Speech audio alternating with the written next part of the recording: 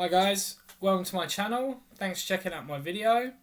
So following on from the videos on major and minor triads, today I thought we would continue to look at the next stage of chord development and discuss what happens when we begin to extend our triads. So the first and most common extension of three-note triads are seventh chords. There are 5 types of seventh chord, and each one gives a very characteristic sound. Seventh chords can be very useful when we are looking to add more colour or more tonality to a progression. Most specifically in this video, we're going to look at minor 7 chords and the positions on the guitar neck we can use to play them.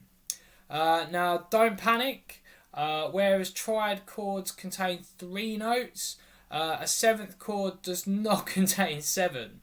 In fact, a 7th chord only uses 1 additional note from our triads, so a total of 4. That note is referred to as the 7th, as it is the 7th degree of our scale. Forming 7th chords is probably much easier than you may think, as each 7th chord is based on a triad. In the case of a minor 7 chord, we start with our minor triad, which uses the root, 3rd and 5th of our minor scale, and we simply add the 7th on top. In the case of C minor 7, we start with our C minor scale. We use C, the root note, E flat would be the minor 3rd or flat 3rd, and G, which would be the 5th, to form our triad, and then we add B flat, which is our minor 7th or flat 7th. It gives us C, E flat, G and B flat, and that gives us the C minor 7 chord. Minor 7s are quite strange chords. Sometimes they don't really sound minor at all. When we add our minor 7th interval on top of our minor triad, it does something pretty special and forms a major triad within our chord.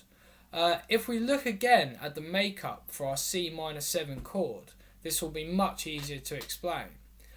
So as we know, we have C, the root note, E, the minor 3rd, and G, the 5th, and B flat, our minor 7th. If we remove our root note and keep the remaining 3 notes, we actually end up with an E flat major triad. So basically, hidden inside our minor 7 chord is always a major triad. And this combination of both minor and major harmony really softens the effect a usual minor chord would have. Unlike major 7s, minor 7 chords don't have the same dissonant or unharmonious feel, and as such you may find them appearing more often than major 7s.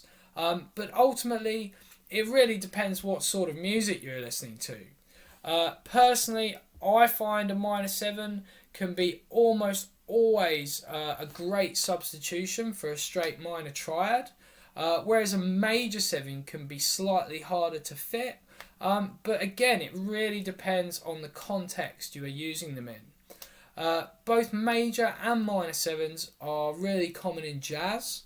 They give a more detailed or educated sort of sound and create a more laid back, mellow or dreamy vibe that really suits the style.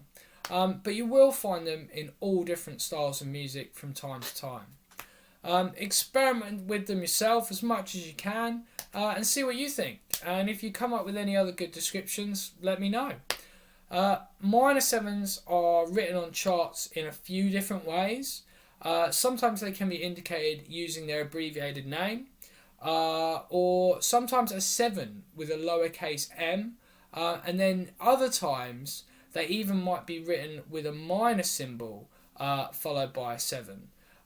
Just like, or the opposite in fact, of our major 7s, they can also be written with a triangle, but this time pointing downwards.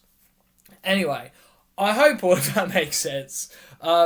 If it doesn't, don't panic too much, as theory can be quite complicated in the early stages. And what's most important today is you simply understand the structure of these chords and really just the positions on the neck. Anyway, just like all our other chord and scale shapes we've looked at, I'm going to show you 5 main shapes for these positions. There are of course many more, and I do encourage you to experiment and search all over the net for alternate voicings. The same rule for building these chords applies as it did with triads. As long as you're playing the 4 notes required, you're going to have a minor 7 chord regardless of whether or not you are using all 6 strings. When playing 7 chords, we now also have an additional option for our inversions. As we have an additional note, we are now able to make third inversions by putting the 7th on the bottom. Okay, so enough talking, let's look at the shapes.